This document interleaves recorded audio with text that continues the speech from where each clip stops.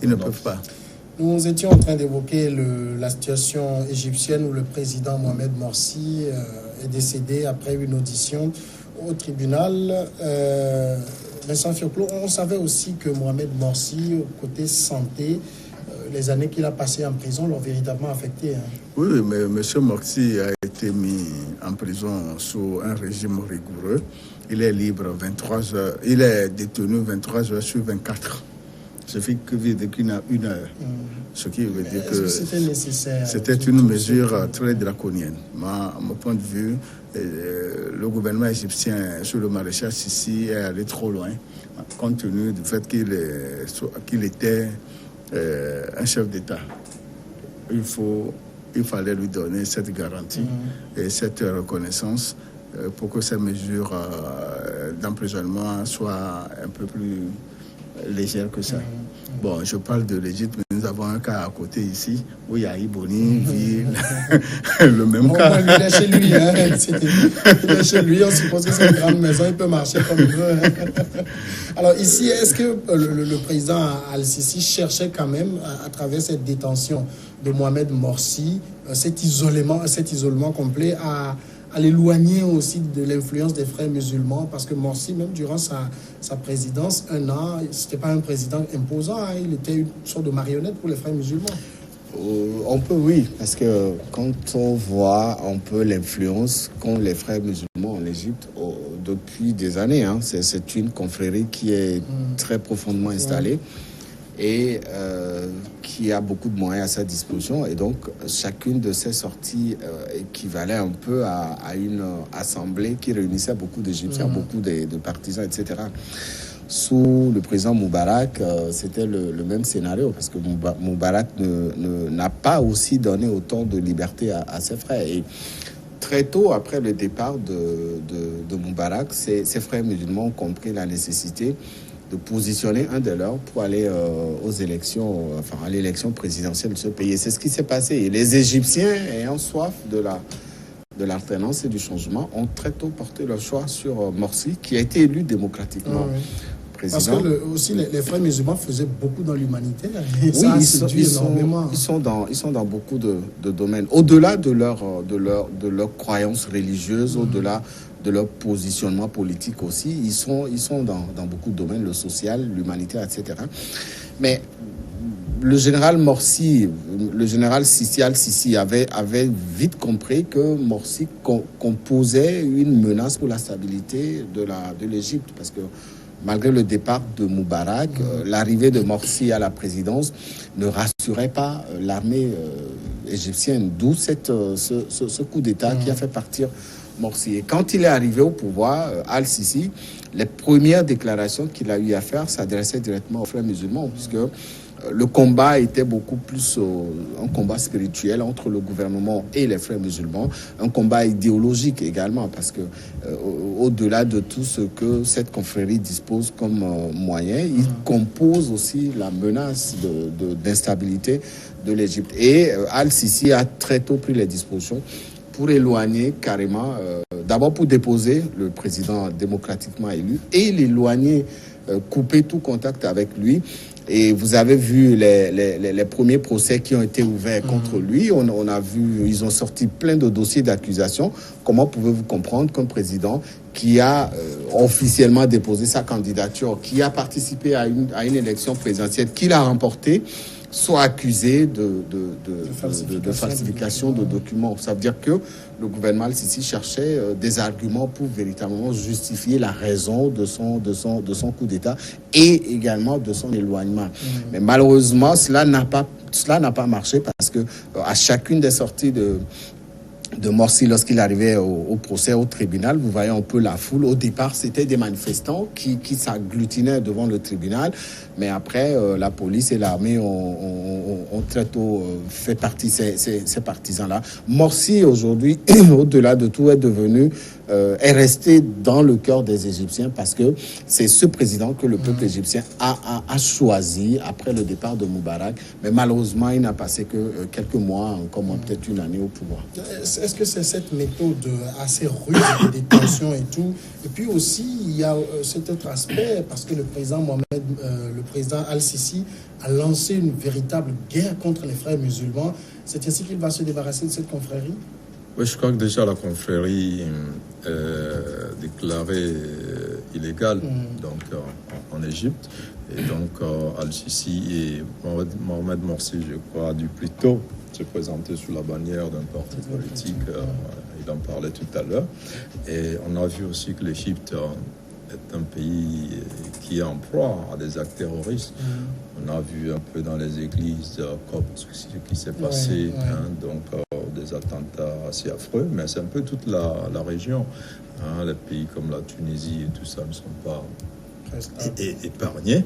Et donc, je faisais le lien avec la position un peu mitigée, voire froide de la communauté internationale, surtout des Occidentaux, parce qu'aujourd'hui, l'Égypte fait partie de ce axe-là, sur lequel se fondent la plupart des pays occidentaux. Donc, pour espérer... Quand on voit aussi la situation géopolitique de l'Égypte, par exemple, ne serait-ce que son voisin Israël, ne peut pas accepter qu'à côté, il y ait le pouvoir des frères musulmans. Voilà, les frères musulmans qui ont leurs frères qui tiennent la bande de Gaza, donc le Hamas qui est dirigé par les frères musulmans. On a aussi le Hezbollah au Liban aussi. Donc il y a certains pays comme l'Égypte, comme l'Arabie Saoudite, comme les Émirats, comme le Bahreïn, et qui ont formé un axe entre les frères musulmans qui sont soutenus un peu par la Turquie, on en parlait, un peu par l'Iran aussi, et par le Qatar, qui a condamné à demi-mot donc ce décès-là. Mais je crois que c'est tout ça qui fait que ce qui s'est passé aujourd'hui, on n'entend pas beaucoup les Occidentaux, on ne voit que les alliés des frères musulmans qui aujourd'hui est considérée comme une organisation terroriste par les dirigeants égyptiens. Oui. Pour ne pas oublier, nous avons rappelé que après le départ de Hosni Moubarak, le maréchal Tantawi a assumé l'intérim et c'est lui qui a organisé les élections au cours desquelles Morsi a gagné. La haute hiérarchie n'a pas été d'accord avec lui. Qu'est-ce qu'il pouvait faire de ce résultat de Oui, il a dit, la haute hiérarchie a dit non, il ne devait pas permettre que le résultat soit donné en tant que tel, que le résultat devait être confisqué. Mais il a laissé faire et Morsi est venu, au lieu de jouer le jeu politique, il a voulu jouer le jeu religieux des frères musulmans. C'est ça qu'on lui a reproché normalement. Ce qui n'est pas normal. Surtout que tout cela, surtout que ce sont les frères musulmans qui ont assassiné Anwar et Sadat, toute la hiérarchie militaire avait les yeux sur les frères musulmans. Ils sont poursuivis partout. Puisque à la date d'aujourd'hui, ils sont aussi en Afrique de l'Ouest, en Afrique centrale, le système des frères musulmans. Donc, c'est une confrérie qui est à craindre, surtout, qu'elle est persécutée par le pouvoir de Sisi. Donc, ce qui se passe dans le Sinaï, les attentats qui se passent au Caire et dans les autres villes de l'Égypte sont signés les mouvements djihadistes. C'est ça. Le second sujet dont nous allons parler maintenant, c'est plus économie. On va évoquer la situation du franc CFA qui pourrait disparaître d'ici 2020. Les grands argentiers des 15 pays d'Afrique de l'Ouest se sont réunis à Abidjan lundi et ont affirmé l'objectif de lancer une monnaie unique en 2020. Malgré les défis à relever pour ce projet évoqué depuis 30 ans au moins, la réunion des ministres des Finances et des gouverneurs des banques centrales des 15 pays de la communauté économique des États de l'Afrique de l'Ouest marque un tournant important dans la mise en place de la monnaie unique, a déclaré à l'ouverture le président de la commission de la CEDEAO, l'Ivoirien Jean-Claude Cassibrou. Il s'agit d'un chantier lancé par les pères fondateurs de la CEDEAO. L'objectif ultime de l'intégration, a-t-il rappelé, les chefs d'État de la CEDEAO ont demandé d'accélérer ce chantier pour aboutir en 2020 à la monnaie unique.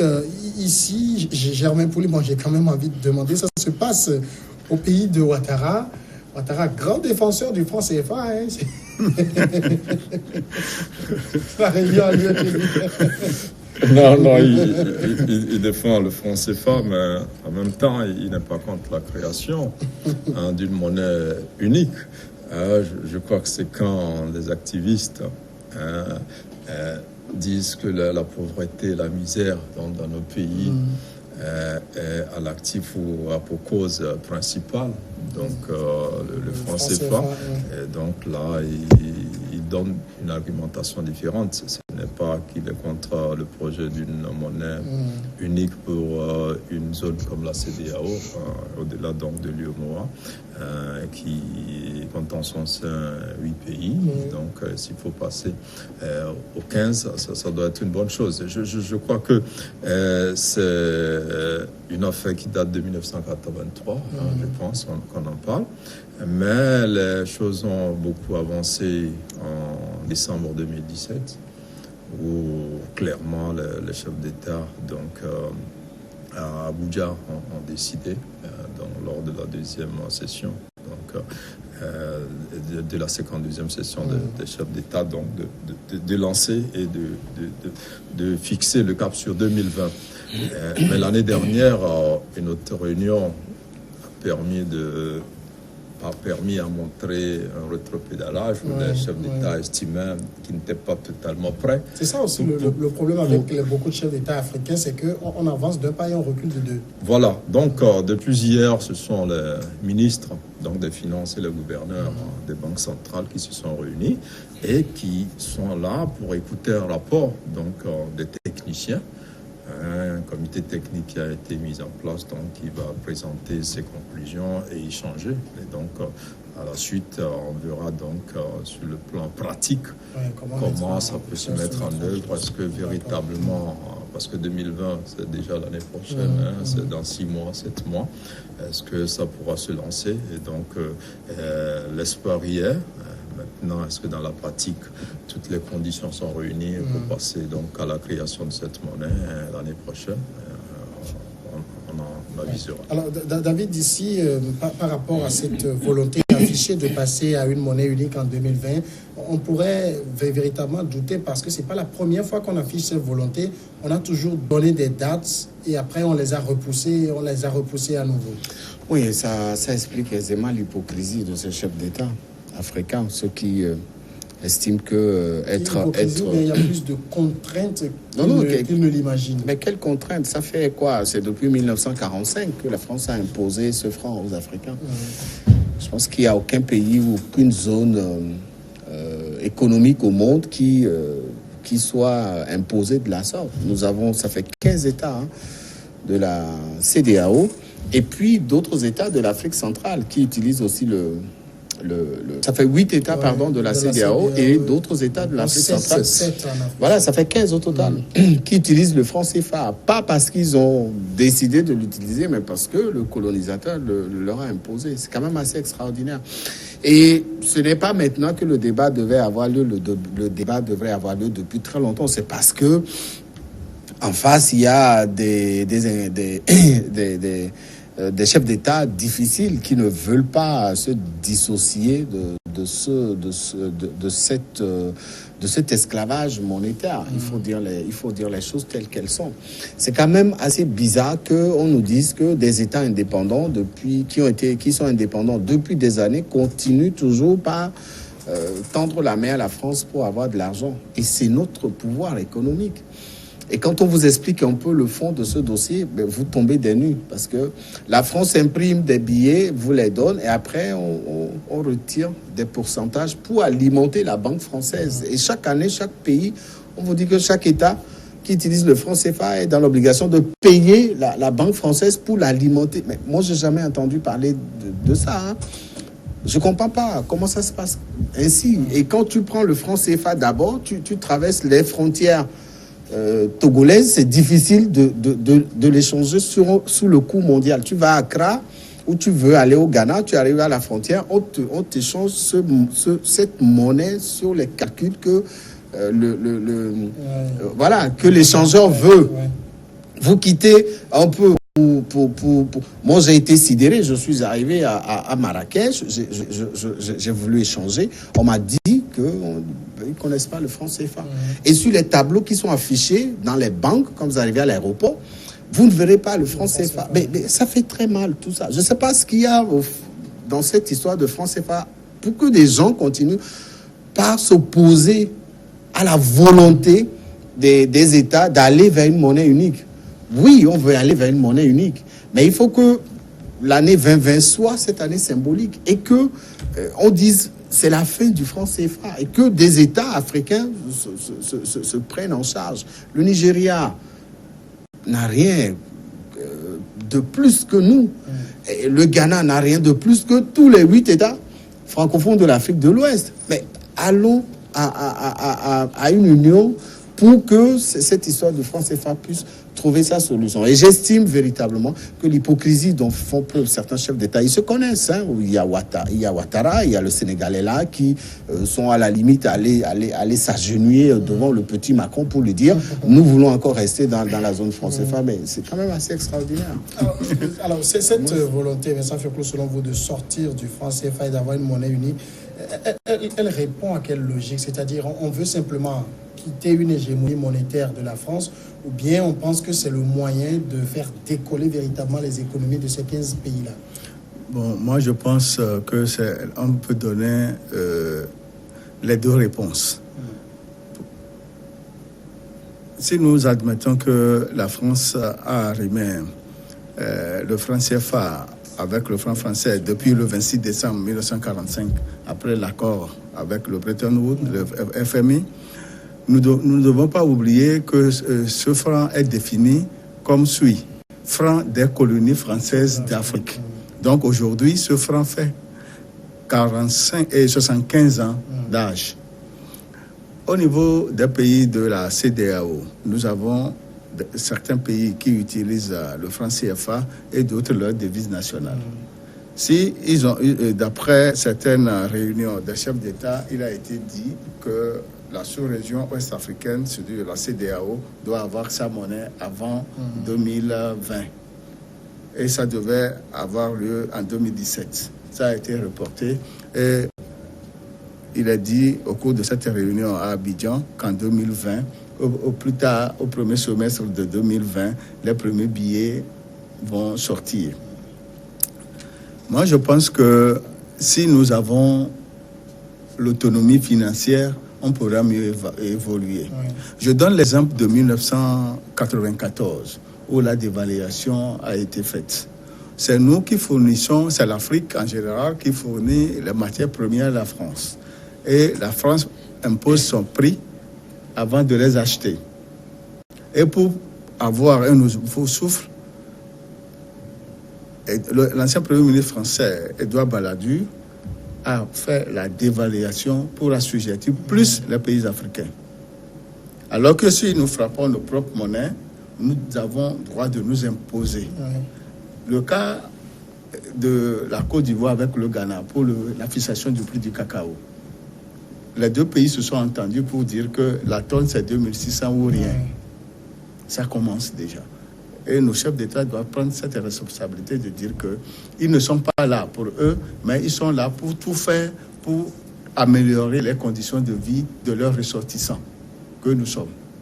Et c'est sur cette voie que je pense que la CEDEAO veut amener les 15 peuples de l'Afrique de l'Ouest qui sont membres de la CEDEAO.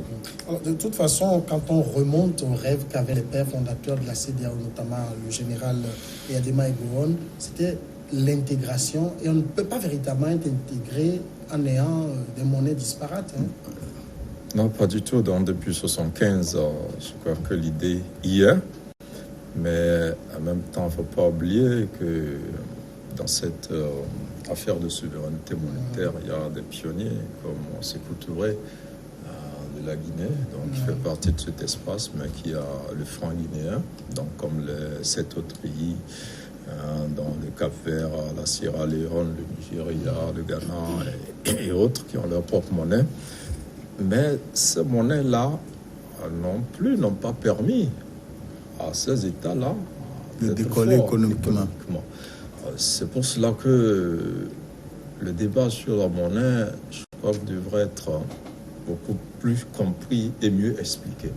Parce qu'aujourd'hui, c'est des experts qui en parlent et qui utilisent des thèmes comme le poids de convergence, là, et puis des expressions. Critères de convergence. Et puis l'inflation, la maîtrise. Ça reste un langage qui est inintelligible pour le commun des citoyens. Est-ce que ça voudrait dire que rester ou sortir du CFA, c'est un débat élitiste? Oui, ça reste encore. Et donc, c'est les activistes qui ont porté beaucoup plus ce débat-là. On dit, c'est la monnaie du colon. Alors, moi, il y a 2 ans, Macron était à Ouagadougou. Il a dit que la France n'empêchait pas aux Africains de sortir du franc CFA. Et officiellement, il peut le dire, mais dans les coulisses, on le sait aussi. Non, pas forcément. Moi, je pense qu'il l'a dit sincèrement. Parce que la monnaie, un peu, c'est au-delà de ce que nous voyons. Je crois qu'aujourd'hui, quand vous prenez un pays qui maîtrise la monnaie, ce sont les États-Unis. Et ce pays est capable de fragiliser d'autres pays. Vous savez ce qui se fait aujourd'hui avec la Turquie et l'Iran. Les États-Unis ont dévalué la monnaie turque et d'Iran. Mais sur quelle base? Donc ça me dit que même si demain, cette partie de l'Afrique crée sa monnaie, il y a des forces qui peuvent dévaluer cette monnaie-là. Quelle garantie nous avons? C'est pour cela qu'il faut que les experts nous disent comment on crée une monnaie, comment on peut faire vivre une monnaie. David en parlait, on dit, on va créer la monnaie demain. Si ce n'est pas la Chine, c'est l'Europe qui va imprimer cette monnaie-là pour nous. Ce n'est pas encore l'Afrique. C'est ça aussi là où il y a le ridicule. Donc, dans vous voyez, on laisse nos monnaies être imprimées par d'autres pays. Voilà, donc ça veut dire que nous ne maîtrisons rien. Les économistes, quand ils en parlent, je cherche à comprendre, sauf que le lexique utilisé ne nous permet pas, même nos journalistes, de bien comprendre. Il faut pouvoir ramener le débat terre à terre pour que les gens comprennent. Mais ça se situe uniquement sur la sphère souveraineté. Voilà, maintenant, quand c'est sur cette question de fierté, ça fait longtemps qu'ils nous ont colonisés, on aspire à tout ça, on est d'accord, il faut passer à notre monnaie. Mais maintenant, est-ce que notre monnaie peut vivre? Parce que j'ai écouté l'interview du président ghanéen la dernière fois, à propos de cette monnaie sur RFI.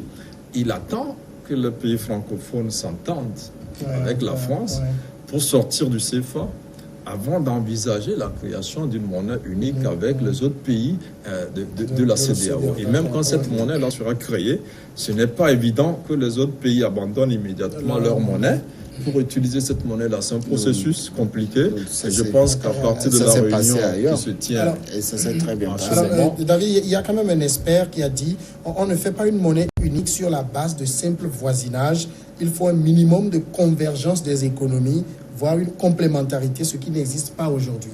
Quand vous prenez la structure de l'économie nigériane, c'est aux antipodes de ce qu'est l'économie béninoise, togolaise ou autre. Pourquoi avoir une monnaie unique, est-ce que ça a des avantages forcément? Pourquoi c'est quand il s'est agi de la proposition de la création d'une monnaie unique en Afrique de l'Ouest que des discours pareils sortent? Moi, je suis surpris.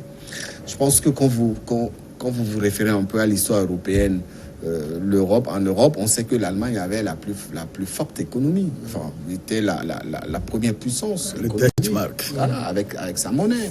Ça faisait leur fierté. Et, quand vous allez un peu en Suisse, quand vous allez en France avec le franc français, il y avait beaucoup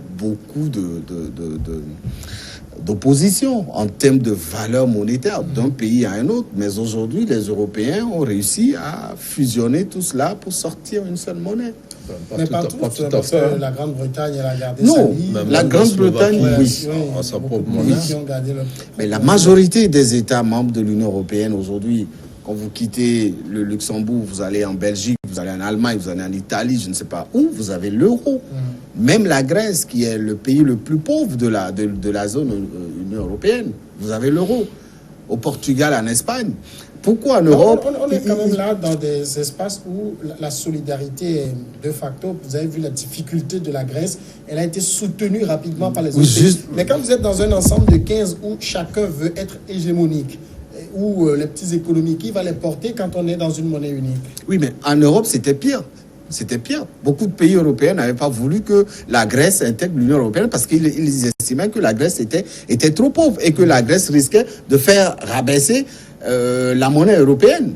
Et donc, ils n'étaient pas d'accord. Alors aujourd'hui, on parle d'une monnaie unique de l'Afrique de l'Ouest. Il faut partir d'une entité. Il y a plusieurs types de monnaies en Afrique. Celle qui est utilisée par les pays francophones, le franc CFA, la Guinée, le Sénégal, la Côte d'Ivoire, le Togo, le Bénin, etc.